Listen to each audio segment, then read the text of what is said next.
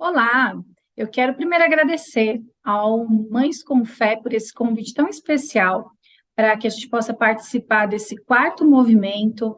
E eu sou a Renata do Projeto Reaja.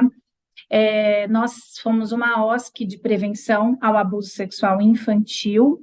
Eu sou casada com o André é pastor na Igreja Cristã da Trindade em Osasco, e nós estamos aqui há algum tempo cuidando desta igreja aqui tão preciosa. Eu sou mãe do Giovanni, que já tem quase 23 anos, a Júlia, de 18, e a Gabriele, de 11 anos. Eu sou presidente dessa OSC, fundadora e presidente da OSC, o Reaja, e nós estamos trabalhando em escolas públicas, escolas particulares, também com capacitação e palestras em igrejas, né? Trabalhamos com esse treinamento do Ministério Infantil e outros ministérios também da igreja, para a prevenção do abuso sexual dentro da igreja e na dinâmica familiar, escolar. E tem sido um grande desafio, mas extremamente recompensante aquilo que o Senhor está fazendo. E hoje nós vamos falar desse assunto tão importante, que é a educação sexual, emocional, dentro das nossas casas, como uma ferramenta, uma estratégia de prevenção ao abuso. Então, hoje nós vamos falar um pouquinho do quanto essa base é importante para que a criança seja protegida de abusos. Aqui no Reaja, nós temos feito oficinas com crianças, nós temos trabalhado com treinamento de adultos, e, infelizmente, muitos casos acontecem porque a criança não tem informação adequada, uma informação que protege. Então, eu quero compartilhar aqui com vocês alguns slides para que a gente fique mais atento e seja uma coisa mais didática. E nós vamos, então, conversar um pouquinho sobre o quanto a prevenção ao abuso está completamente ligada à educação sexual e emocional dentro das nossas casas. Para a gente começar, quero contar um pouquinho para vocês a respeito da nossa história como OSC, né, como organização da sociedade civil. Por que nós começamos a trabalhar com essa temática do abuso sexual infantil? Esse versículo de 2 Coríntios 1, 3 e 4, ele resume bastante a nossa história. Bendito seja Deus e Pai do nosso Senhor Jesus Cristo, Pai das misericórdias e Deus de toda consolação, que nos consola em todas as nossas tribulações, para que com a consolação que recebemos de Deus possamos consolar os que estão passando por tribulações. A nossa história, na verdade, ela começa a partir de uma dor que nós sofremos. Infelizmente, nós passamos pela dor de termos dentro da nossa casa uma situação de abuso sexual. Minha filha, do meio, de 18 anos, que hoje tem 18 anos, ela sofreu abuso sexual dentro da igreja que nós fazemos parte, e por uma pessoa de extrema confiança. Essa é uma história pública, e é por isso que eu estou contando aqui para vocês. É uma história em que ela mesma conta e que já foi tratada em terapia, e nós vemos e temos percebido a cura do Senhor na vida dela a respeito disso. Mas é algo que nós falamos porque precisa servir de alerta. Da mesma forma que minha filha sofreu abuso, eu também sofri abuso na infância. E quando nós nos deparamos com essa situação, né, da minha filha, que sofreu abuso dentro da igreja por uma pessoa muito próxima, conhecida e de confiança da igreja, nós tomamos todas as medidas necessárias naquele momento.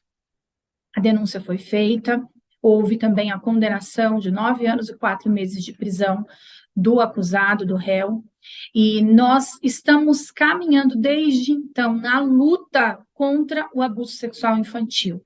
A consolação que nós recebemos do Senhor, é possível que nós passemos ela para frente, adiante, e possamos alcançar outras pessoas. E é isso que nós temos feito como organização e como família. E tem sido realmente um privilégio trabalhar nessa causa. Embora ela tenha começado de forma tão dolorosa, tem sido um privilégio trabalhar nessa causa e ver o quanto há crianças que precisam de informação, há famílias que necessitam de informação, e nós queremos chegar onde essas crianças estão, essas famílias estão. Quis contar um pouquinho dessa história para que vocês entendam que ainda que existam dores na nossa vida, ainda que existam situações que às vezes para a gente parece ser o fim, Deus tem um propósito em cada uma dessas coisas e nós podemos utilizar. Quando nós não podemos mais mudar uma situação, nós podemos mudar a partir daquilo que nós vamos fazer com essa situação. Essa é uma frase de Viktor Frankl que eu gosto bastante. Então, vamos falar um pouquinho o que é sexo e o que é sexualidade. Porque às vezes a gente coloca tudo no mesmo pacote e existe uma diferença. E para que a gente possa ter bastante base para a prevenção do abuso, é importante nós termos essa diferenciação do que é sexo e do que é sexualidade. Como nós podemos ver aqui, o sexo ele faz referência aos órgãos genitais, que é a vulva ou a vagina, o canal interno, e o pênis. E também faz referência ao gênero, né, masculino, feminino e ao ato sexual. Então, se a gente puder resumir, sexo faz referência a 3 coisas: órgãos genitais, vulva, vagina, pênis, ao gênero feminino e masculino e a ato sexual. Então, são a essas 3 coisas que sexo faz referência. Já a sexualidade, ela é muito ampla. A sexualidade, ela é parte integral da personalidade de cada indivíduo. Então, quando eu falo de sexualidade, eu estou falando de tudo aquilo que causa prazer e desprazer a uma pessoa. Então, afeto, prazer, carinhos, gestos, comunicação, os toques, sabe? Tudo aquilo que envolve o prazer e o desprazer de alguém, até a aprendizagem, tomada de decisões, a autoestima, tudo isso é movimento da nossa sexualidade. O sexo, o ato sexual, ele está dentro da sexualidade, mas ele não é a parte mais importante dela. Nós vamos ver aqui também que a sexualidade não é sinônimo de ato sexual. O sexo, então, está inserido, mas não é, então, a parte mais importante, porque tem muitos outros aspectos da sexualidade que precisam ser observados. A criança, ela tem a sexualidade dela bastante, nós podemos chamar até de bastante apurada, porque a criança, ela tem vontade de gritar, ela grita, ela tem vontade de chorar, ela chora, ela tem vontade de falar alguma coisa, ela fala. Então, ela faz esse movimento de sexualidade, que é um movimento de expressão, de dizer o que gosta, o que sente, de uma maneira até um pouco mais acentuada e intensa do que o adulto. Mas dentro do contexto de sexualidade da criança, não está inserido o ato sexual. E é até importante nós dizermos que a criança, ela não tem hormônios sexuais. A criança só vai passar a ter hormônios sexuais a partir da puberdade. Então, essa vida sexual, essa questão erótica não está presente na vida infantil. Ela só vai passar a existir a partir da puberdade, tá certo? Então, a sexualidade, para que a gente possa até resumir, ela vai envolver aspectos tanto físicos quanto mentais, espirituais, sociais, financeiros, religiosos. Ela é uma força que há no ser humano, é uma força que faz com que o ser humano busque ter prazer em todas as áreas da sua vida.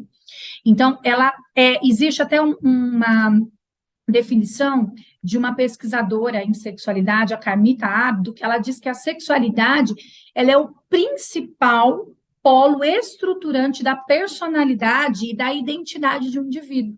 Então, ela é como se fosse o eixo que sustenta a personalidade e a identidade. Olha que coisa importante, porque nós estamos aí vivendo momentos tão complicados de busca por identidade, de confusão na identidade, e a criança que ela não tem a sua sexualidade bem resolvida, e essa sexualidade, entendam, não tem nada a ver somente com identidade de gênero ou orientação sexual, não. A sexualidade na vida da criança, na vida na infância, o ponto principal é o afeto.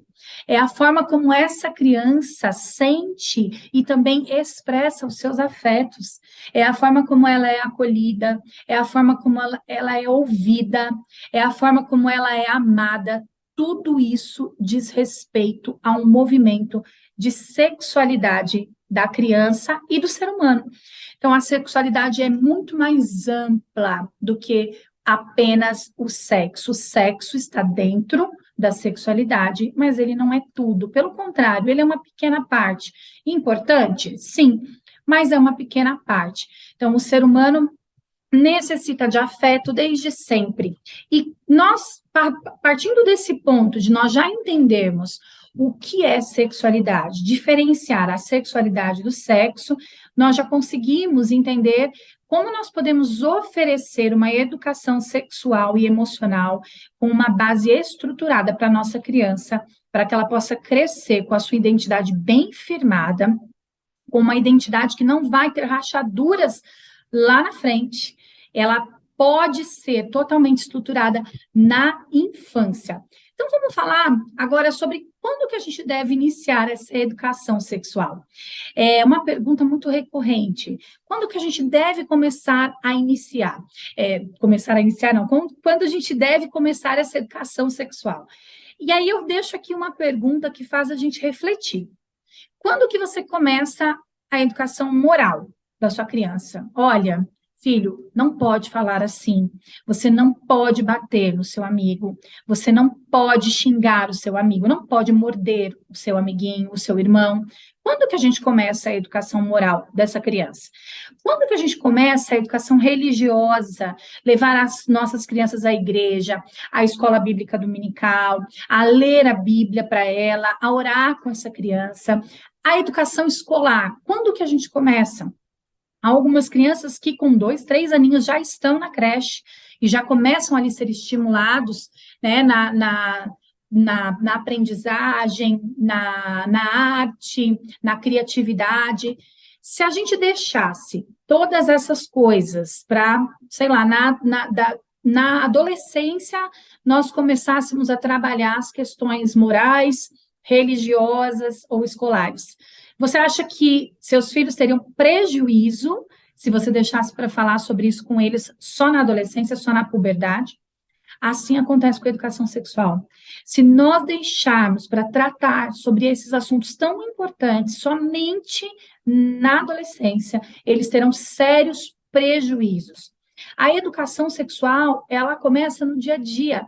E a gente vai ver que, na verdade, ela é na infância que se constrói todas as bases que sustentam os elementos centrais da sexualidade.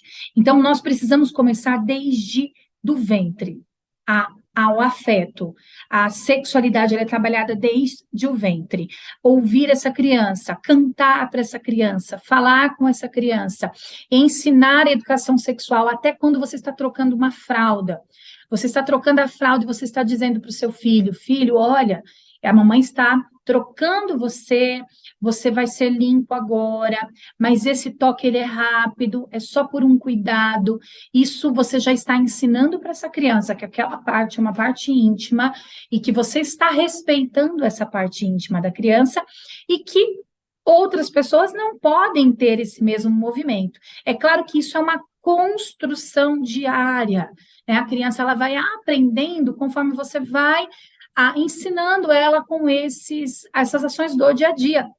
Então, é muito importante que a gente preste atenção nisso.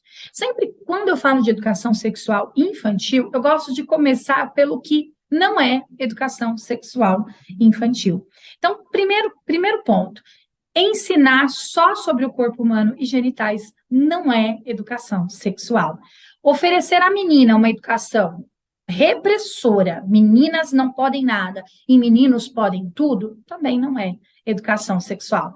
Falar só sobre sexo, ensinar o que é sexo, ensinar o que são os órgãos genitais femininos e masculinos, não é educação sexual.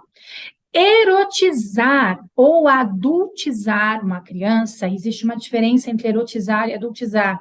O erotizar é quando essa criança ela vai sendo inserida no mundo sexual, ela vai tendo acesso Há vídeos, músicas que são pornográficas, e adultizar é quando a criança ela vai sendo inserida no mundo adulto, ela vai tendo responsabilidades de adulto, como, por exemplo, uma criança que fica responsável por tomar conta de outra criança. Isso é adultizar a criança. Então, isso também não é educação sexual. Estimular a prática sexual. Por que que a gente fala sobre isso? Porque quando nós falamos sobre educação sexual, muitas pessoas se assustam e ficam com medo. Poxa, vão ensinar prática sexual para as crianças? Não. Educação sexual não é sobre ensinar a prática sexual. Não é mostrar conteúdos pornográficos e não é só responder perguntas. Ah, eu respondo todas as perguntas do meu filho. Ele pergunta o que é sexo, eu respondo.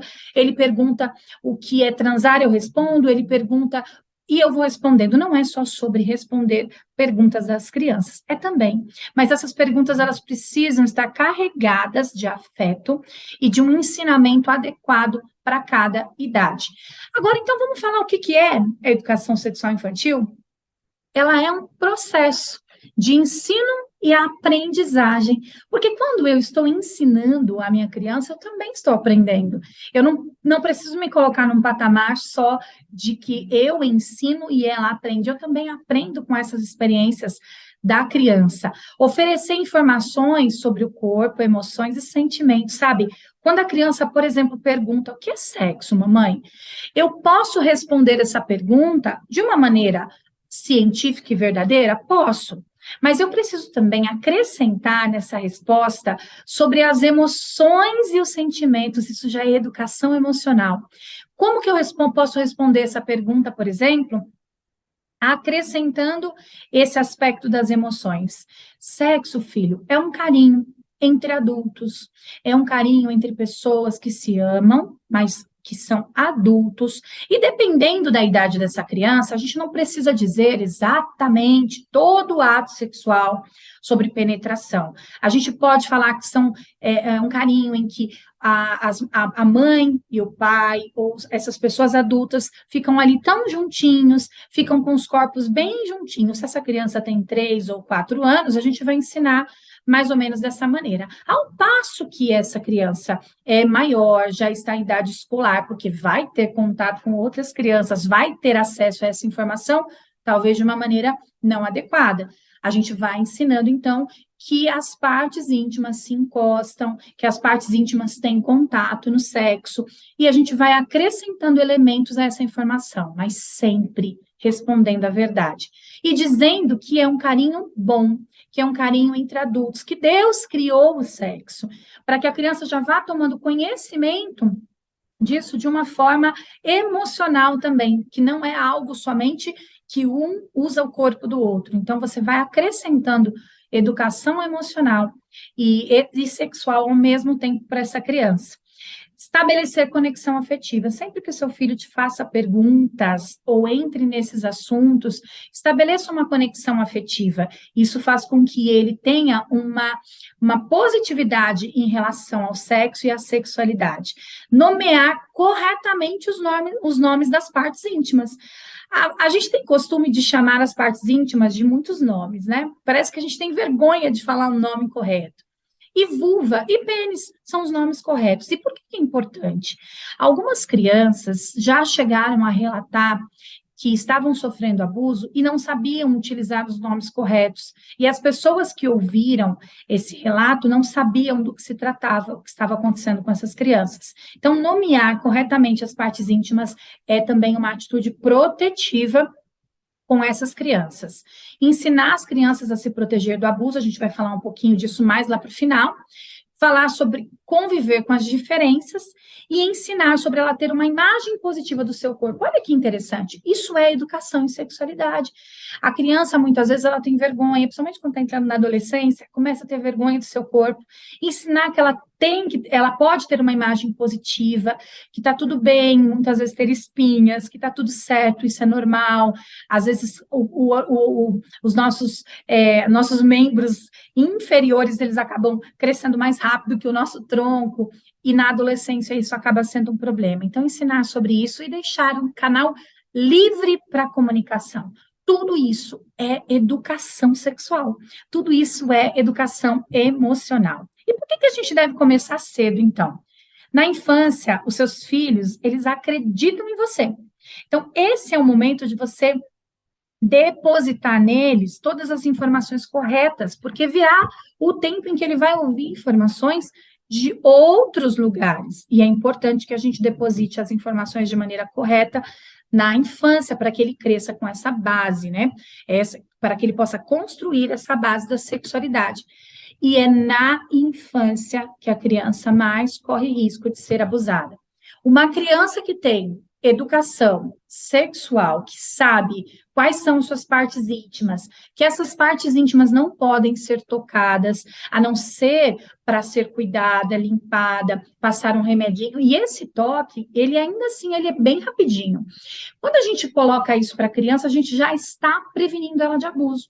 Então, a educação sexual vai prevenir o abuso sexual, porque a criança que tem educação sexual em casa adequada e educação emocional, muito provavelmente, a gente não consegue evitar que o abusador chegue na criança. Você muitas vezes a gente não vai ter condições de saber quem são os abusadores.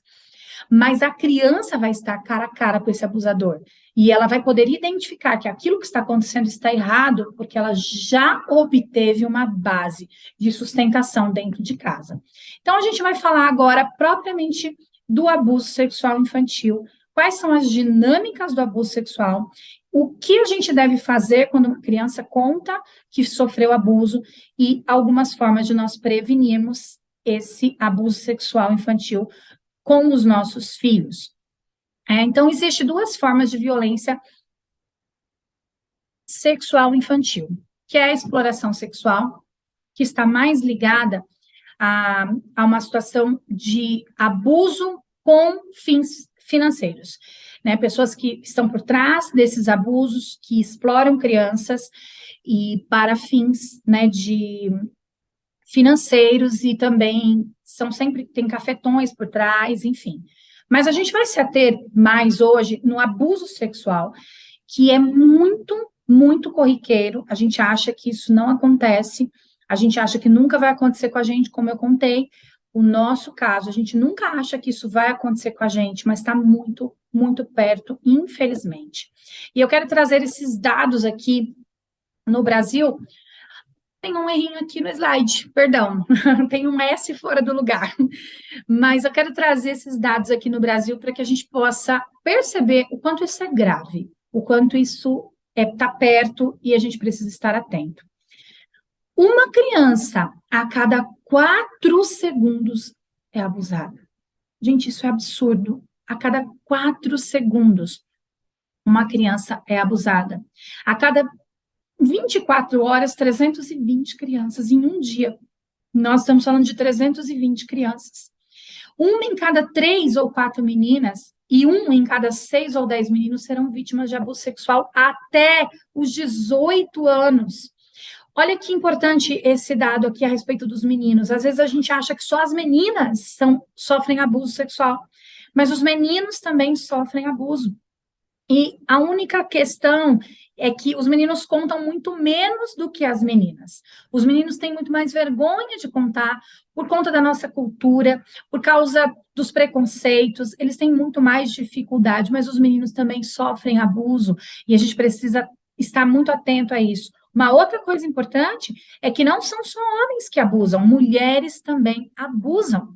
Então, isso é algo importante da gente ter em mente. Não, quando as crianças estão só com mulheres, isso não significa que elas estão fora de perigo, tá certo? Eu já fiz política de proteção para algumas igrejas e eu ouvi isso de algumas igrejas dizendo assim: não, mas no nosso Ministério Infantil só trabalham mulheres, então estamos fora de perigo. Gente, isso é engano, completamente engano. Existem dados de que mulheres abusam e abusam mais de crianças menores do que de crianças maiores, mas isso acontece. É claro que os registros mostram que são mais homens do que mulheres, mas mulheres também são abusadoras. E de acordo com o Fórum de Segurança de 2020, foram registrados 45 mil casos de estupro de vulnerável aqui no Brasil. E isso, gente, é só 10% dos casos, porque são os registrados. A gente está falando aqui de 45 mil casos registrados. O Ministério da Mulher, da Família e dos Direitos Humanos, eles afirmam que isso é só a ponta do iceberg. 10% apenas da verdade. Então, se esses 45 mil são só 10% dos casos, a gente está falando de aproximadamente 450 mil crianças e adolescentes sofrendo abuso todos os anos aqui no Brasil. É um número assustador. Isso precisa mover a nosso coração em favor dessa causa. Precisa mover os nossos olhos em favor das crianças, os nossos ouvidos, porque é algo muito triste, muito absurdo. E isso aqui que a gente vai falar agora é muito importante da gente prestar atenção. 90% dos casos são cometidos por pessoas conhecidas da criança. Gente, só 10% são pessoas que ela nunca viu, que ela não conhece. Isso significa que 90% dos casos são pessoas que ela confia, que convivem com ela, que estão nos locais onde ela frequenta, nas escolas, na perua, na casa de outros amigos, na sua própria casa, dentro das igrejas. Porque 70% dos casos de abuso acontecem dentro de casa. 70% dos casos vêm de pais, padrastos, mãe, madrastas, tios, tias, irmãos, pessoas que convivem com a criança dentro de casa. É um dado muito triste, mas ele é extremamente verdadeiro e comprovado. E existem algumas formas de abuso sexual que a gente precisa falar delas.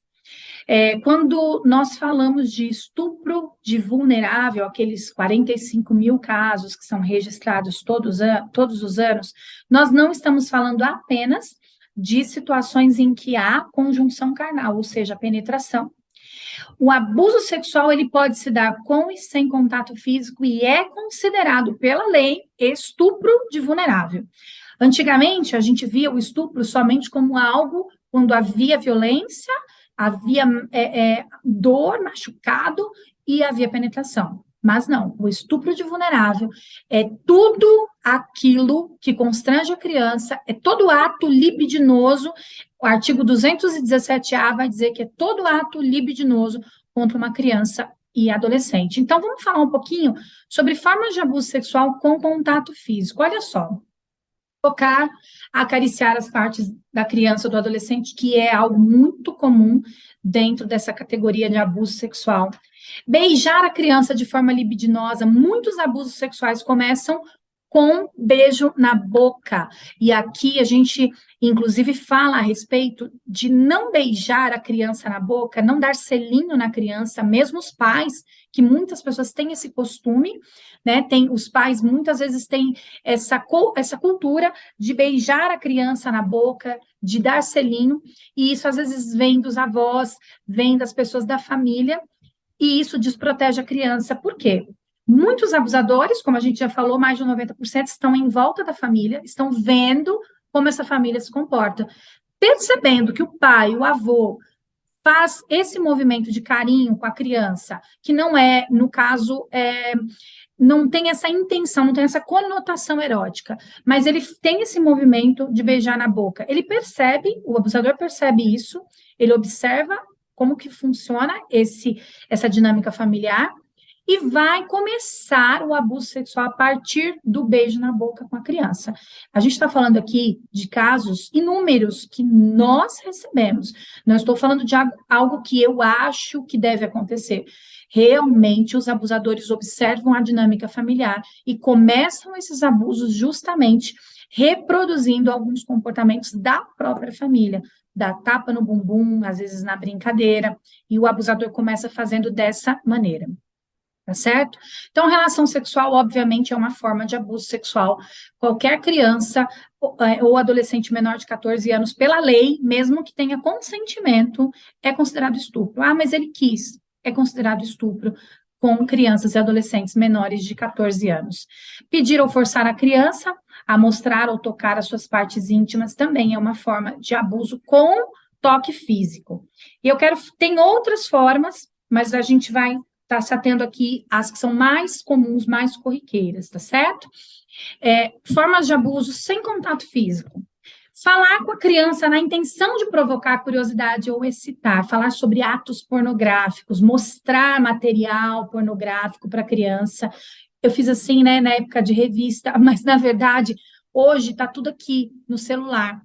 E muitos abusadores começam essas ações mostrando material pornográfico para a criança, mostrando para essa criança vídeos pornográficos, na intenção de provocar a curiosidade da criança, provocar essa excitação nele, no próprio abusador, porque ao ver que a criança está curiosa, isso provoca essa excitação nessa pessoa abusadora.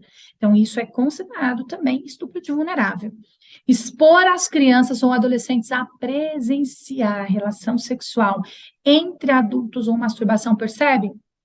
Não há nenhum toque físico na criança, mas isso é tão prejudicial quanto o abuso com toque físico. Aqui a gente fala também sobre o cuidado que os pais precisam ter com a própria relação sexual, de não permitir que a criança esteja dentro do quarto. Ah, mas ele está dormindo. Muitas crianças fingem que estão dormindo, porque percebem o movimento e têm curiosidade de saber o que está acontecendo. É claro que nesses casos, quando não é algo provocado com intenção desse adulto se sentir excitado, não é considerado um abuso sexual que é passível de denúncia, né, criminal.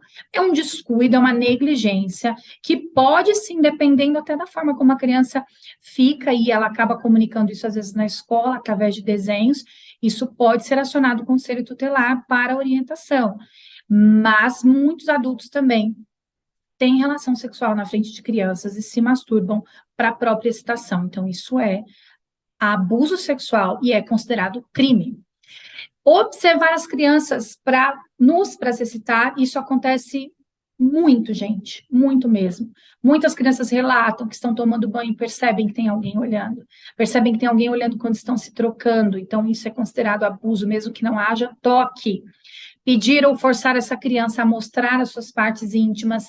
Um adulto expor as suas partes íntimas, mesmo de longe, e mostrar isso como forma de excitação para uma criança, fazer fotos ou vídeos com conteúdos pornográficos, tudo isso não tem contato físico, mas já é considerado abuso e causa traumas.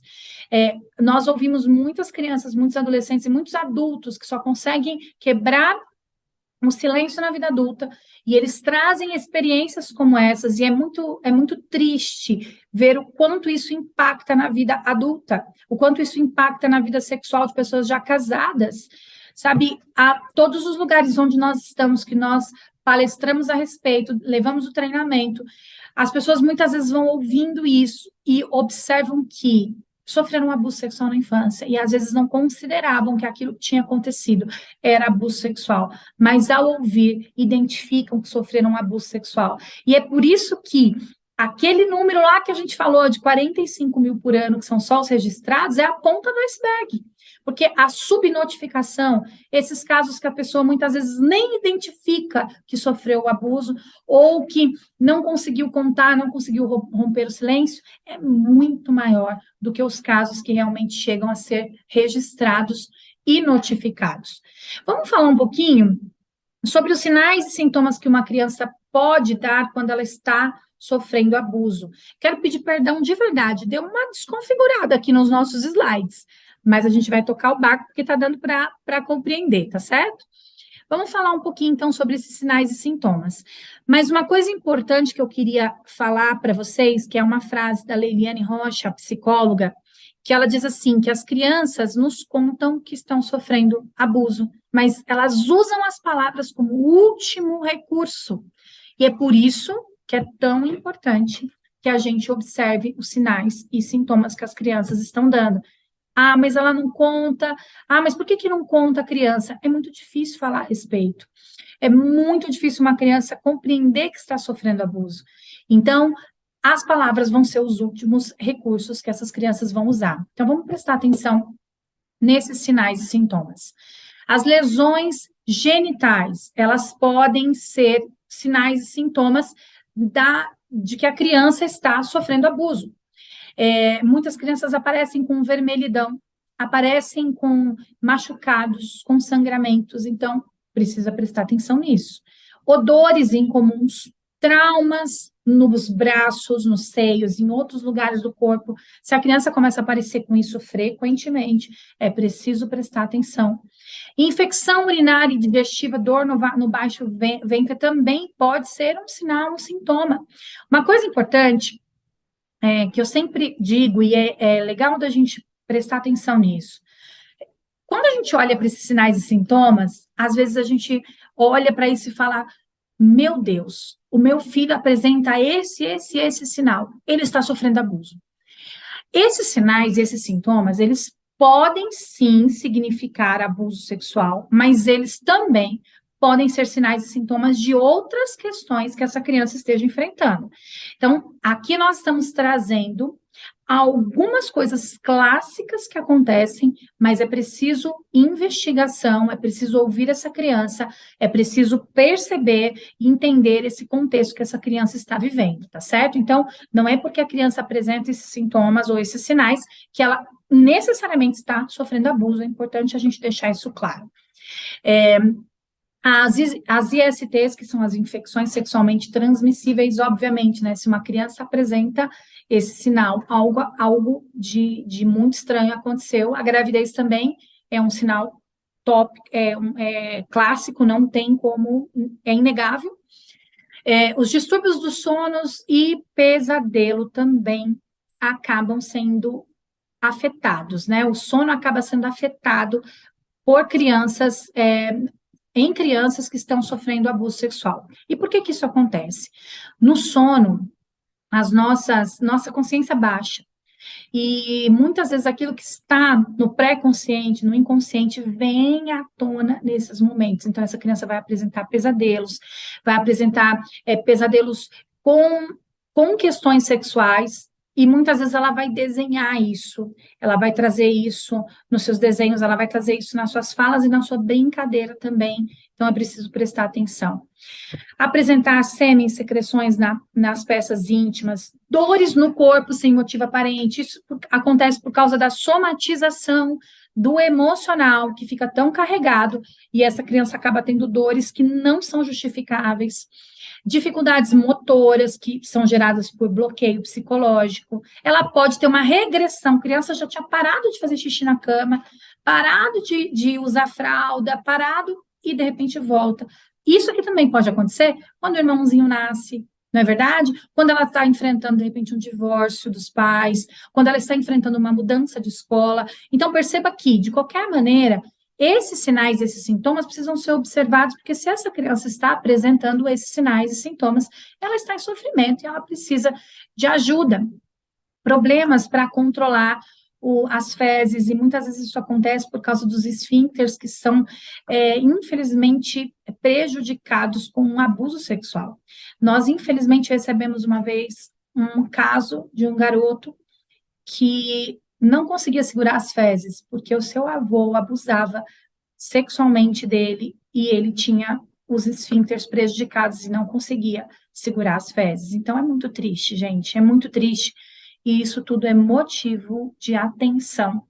A criança pode mudar a forma dela se vestir, tanto para mais vulgarizada, quanto para muito mais largada, para não chamar atenção. Então, os dois extremos precisam também ficar aqui no nosso radar, para a gente ficar atento a isso. A automutilação e a ideação suicida também são sintomas comuns de crianças que sofrem abuso, e adolescentes, principalmente, que sofreram na infância ou sofrem abuso ainda, porque essa automutilação é como se fosse um desvio da dor. Aquela dor tão grande interna, eu preciso desviá-la de alguma maneira. Então, eu provoco dor em outros lugares do meu corpo, para que eu consiga suportar isso. E a ideação suicida também pode vir acompanhada, né, como um sinal do abuso sexual infantil. Os 4 principais sentimentos de que a criança foi ou está sendo abusada são medo, vergonha, culpa e insegurança. Praticamente todas as crianças e adolescentes, até quem conta isso na vida adulta, vai trazer esses 4 sentimentos de medo, de vergonha, de culpa. E é por isso que é tão difícil falar sobre o abuso. O medo de ser porque muitas vezes esse abuso vem carregado de ameaças, medo de fazer algo contra a sua família, a vergonha de dizer que foi tocada dessa maneira, e culpa, porque o abusador às vezes bota essa culpa em cima da criança e diz: você deixou, você não contou para ninguém.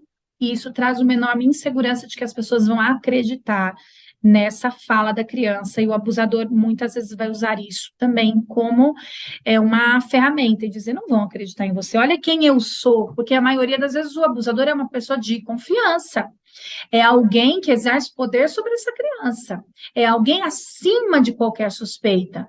Então, a insegurança de uma criança diante de alguém tão querido, tão acreditado pelas pessoas. Quem é essa criança diante desse abusador? Ela vai sentir essa insegurança de falar a respeito. Há outros sinais e sintomas que são mais cognitivos, são psicológicos, e a criança pode estar carregando esses sinais junto com ela. Por exemplo, mudança de comportamento repentino. Essa é a clássica. Se você me pedisse assim: Renata, me diga um sinal de que a criança pode estar sofrendo abuso, eu diria apenas esse: mudança de comportamento repentina, porque a criança, de repente, ela começa a ficar com muita raiva, chorando demais, se isolando, e isso não era normal antes. Alguma coisa está acontecendo. Pode ser bullying na escola, ela pode estar passando por uma depressão, uma crise de ansiedade, e o abuso também causa essa mudança de comportamento repentino. Então, rejeição que antes não havia uma determinada pessoa ou lugar, pode vir a acontecer. Culpa exacerbada, autoculpa, a pessoa que sofre abuso se sente muito culpada, pode ter uma baixa concentração na escola, problemas de memória ela também pode enfrentar. Então, tudo isso vem junto com as consequências do abuso. A fuga, entrar num mundo de fantasia intenso e ficar ali, sempre se deslocar para esse mundo, porque aquilo que está acontecendo na realidade é tão duro, é tão difícil, que eu preciso me deslocar para outro mundo. O comportamento sexual inapropriado para a idade. Gente, isso aqui é muito importante. Se a criança não está sofrendo abuso, ela está vendo, né, ou presenciando, vendo no celular, vendo pornografia, ou presenciando sexo entre pessoas adultas. Se esse comportamento tem ali uma conotação sexual erotizada, é também um sinal de que a gente precisa prestar atenção. O transtorno do estresse pós-traumático, vergonha de si, né, do seu próprio corpo, porque ela pode se sentir indigna, né, se sentir suja, e o medo, como a gente já falou. A agressividade também pode ser uma mudança repentina de comportamento, ansiedade, sentimento de inadequação nos lugares, de peixe fora d'água, e o desvalor, que é o sentimento de indignidade. O abuso faz tudo isso. Ele traz sobre essa criança, sobre esse adolescente, essa sensação de desvalor. Eu não valho nada. Eu já ouvi isso de uma criança de 11 anos, enquanto nós estávamos fazendo ali uma dinâmica sobre a importância do corpo, o quanto ele era precioso, valoroso, porque foi criado por Deus. E essa menina que estava sofrendo abuso há 1 ano pelo padrasto, ela disse para mim: eu sou um lixo, eu não valho nada, eu não tenho valor nenhum. E é muito difícil quando você percebe uma criança com 11 anos se vendo dessa maneira e sentindo tanta dor, esse sentimento de desvalor e de indignidade. Agora, eu queria falar com vocês um pouquinho sobre como a gente deve reagir diante de um relato de abuso de uma criança ou adolescente. O que a gente deve dizer, como reagir de uma forma humana, acolhedora, e também o que a gente não deve dizer, que é muito tão importante quanto o que dizer.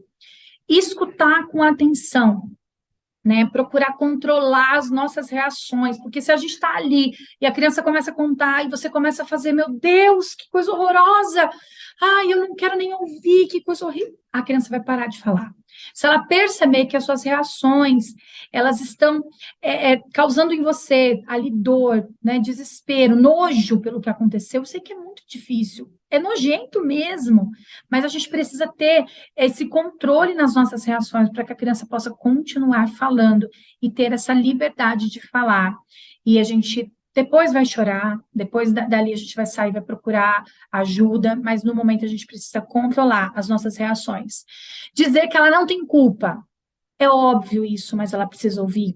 Dizer que você acredita nela, porque esse medo de não ser acreditada é muito grande. Dizer que ela foi muito corajosa, sabe? Porque falar sobre isso não é fácil. E dizer que você vai protegê-la. Você não pode prometer para a criança que você não vai contar nada para ninguém. Você precisa dizer para ela: olha, nós precisamos procurar ajuda para te proteger. Então, eu não posso prometer, mas eu não vou sair contando para todo mundo. Eu vou procurar a pessoa certa, vou procurar um profissional e nós vamos pedir ajuda em relação a isso que está acontecendo com você. E como não reagir, né? O que não dizer diante de um relato de abuso?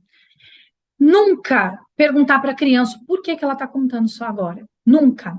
Nunca perguntar para a criança sobre detalhes do abuso. Isso é muito importante porque a gente revitimiza a criança. Deixa ela contar só o que ela está preparada para dizer.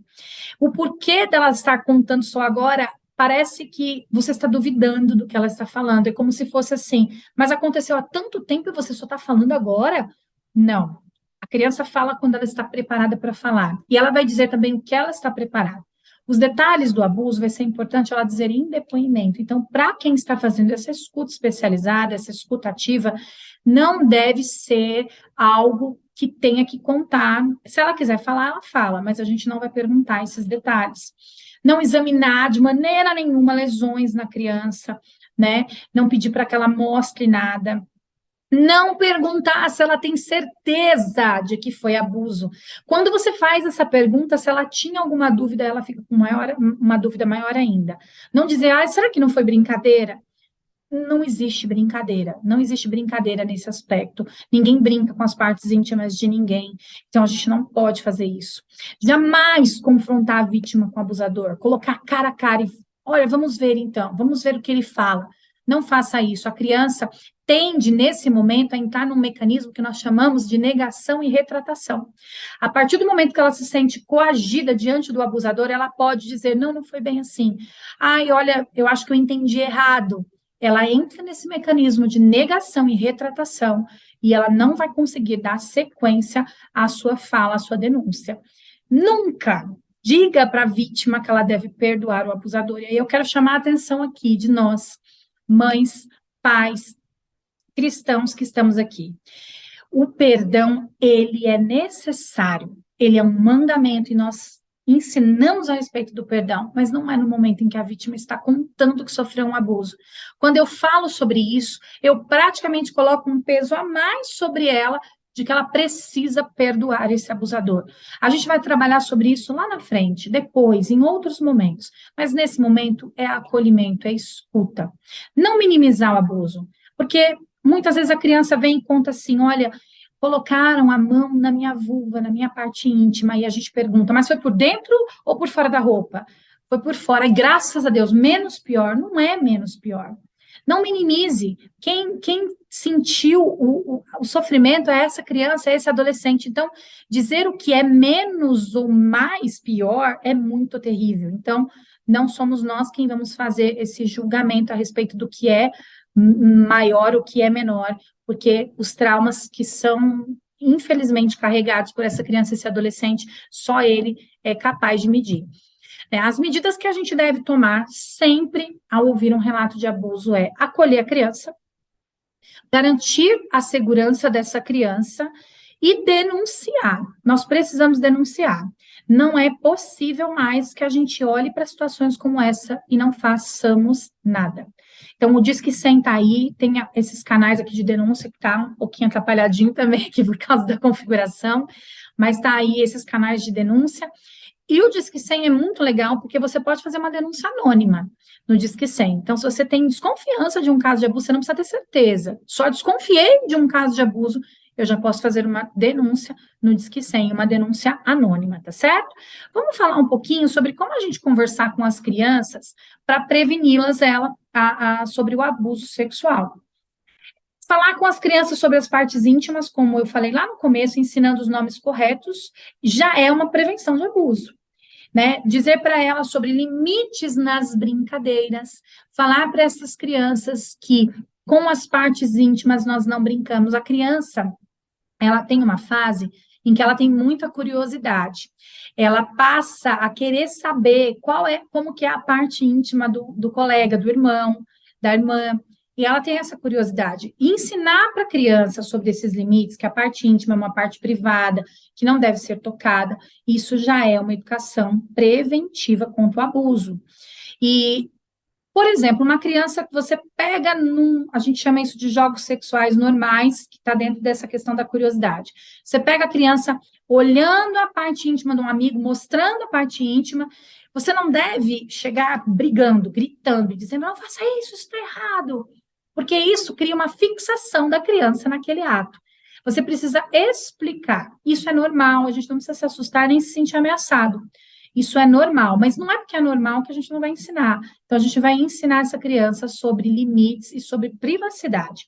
E ensinar sobre toques que são bons e os que não são permitidos. Então, ensinar para a criança, olha, você pode, se você quiser, receber um cafuné, um carinho na cabeça. Você pode segurar na mão de alguém, dar um abraço, um beijinho no rosto. Então, ensinar sobre os toques que são bons e aqueles que não são permitidos. Olha, brincar com a parte íntima, fazer cócegas, isso não é permitido. Contar para a criança também sobre os segredos bons e ruins, porque o abusador usa muito essa estratégia com a criança, diz, isso é um segredo só nosso, é um segredinho nosso, como se fosse uma vantagem. Às vezes oferece doces, oferece presentes e ganha a criança, vai barganhando com a criança com esses objetos. Então, fala para a criança, segredo bom é aquele que tem dia e hora para acabar. Sabe festa surpresa? Que a gente conta, fala, não conta para o seu irmão que a gente vai fazer essa festa surpresa. Mas vai chegar o dia do aniversário, todo mundo vai cantar parabéns, tem dia e hora para acabar, e todo mundo fica sabendo. Segredo bom tem dia e hora para acabar. Segredos que causam sensação ruim no coração, segredos que causam medo, que causam vergonha, não são segredos que devem ser guardados do pai, da mãe, dos avós. A gente sempre precisa falar com a criança sobre essa questão da rede de confiança e que essa rede de confiança, você precisa trazer mais nomes para essa rede de confiança. Quando nós estamos fazendo as oficinas com as crianças, a gente nunca diz, olha, conte para o seu pai, para sua mãe. A gente sempre diz para a criança, conte para alguém da sua confiança, porque a gente, às vezes, infelizmente, é o pai e a mãe que está abusando dessa criança. Então, faça seu filho pensar quem é essa rede de proteção, até desenhar essa rede de proteção. Quem são as pessoas que você contaria caso algo acontecesse, caso alguém fizesse com você algo que te deixasse com medo, vergonha, para quem que você contaria? Faça seu filho pensar e ter esse repertório mental. Caso algo aconteça, ele possa procurar alguém de confiança. E, gente, esteja sempre disponível para os seus filhos, sempre disponível para que eles façam perguntas estranhas, difíceis, constrangedoras, e que você possa sempre responder essas perguntas com naturalidade, sem ter medo, não se sinta ameaçado. É só uma pergunta e é só uma criança. E você pode responder essas perguntas de maneira adequada e sempre a verdade, não invente coisas. O seu filho precisa saber que você fala a verdade e que com você ele pode contar, porque quando algo acontecer, ele rapidamente vai vir te falar, rapidamente é você quem ele vai procurar e você vai poder ajudá-lo. E ensinar para a criança que ela pode reagir a toques que ela não quer receber, independente de quem seja. Sabe uma coisa importante? É a gente respeitar a vontade da criança de receber ou não um abraço e um beijo nosso. Se você ensina para a criança que ela pode dizer não até para você, fala, filho, posso te dar um beijo? E se ele disser que não, aí você fala, tá bom, filho, quando você quiser um beijinho, você me avisa, porque eu gosto muito de dar um beijinho na bochecha. A criança vai entendendo que você respeita os limites dela, que você respeita o corpo dela. E se você, que é pai, que é mãe, respeita, quem dirá os outros também precisam respeitar esses limites. Eu quero deixar aqui, gente, algumas indicações de livros que são fantásticos. Esses 2 livros, para quem precisa se aprofundar nessa temática de prevenção ao abuso sexual infantil, eles são fantásticos. O Sempre Alerta, do Deepak Reju, ele é um livro exclusivo para igrejas. Ele trata justamente como prevenir o abuso sexual dentro de igrejas, conta histórias, inclusive de abusadores condenados que já foram soltos e a forma como esses abusadores agiam, são os próprios abusadores contando como eles agiam dentro das igrejas. E abuso sexual em crianças, da Christiane Sanderson, que é uma bíblia a respeito dessa temática e muito importante. Tem alguns Instagrams também que falam a respeito dessa temática, que está aí, o nosso está bem aí no comecinho do Reaja, e foi um enorme prazer estar aqui com vocês nesse movimento do Mães com Fé. Foi um enorme prazer falar a respeito desse assunto tão importante, num tempo, né, razoavelmente curto para nós, são muitas informações. Eu espero que você tenha conseguido absorver, eu espero que isso contribua na sua vida familiar, com os seus filhos, na sua casa, com a sua família, e que seja, na verdade, algo que contribua para a sua vida ministério e que seja muito frutífero, tudo aquilo que você venha falar com os seus filhos. Em nome de Jesus. Obrigada pela oportunidade, Mães com Fé. Foi um prazer enorme estar aqui com vocês e que Deus abençoe cada um de nós. Amém.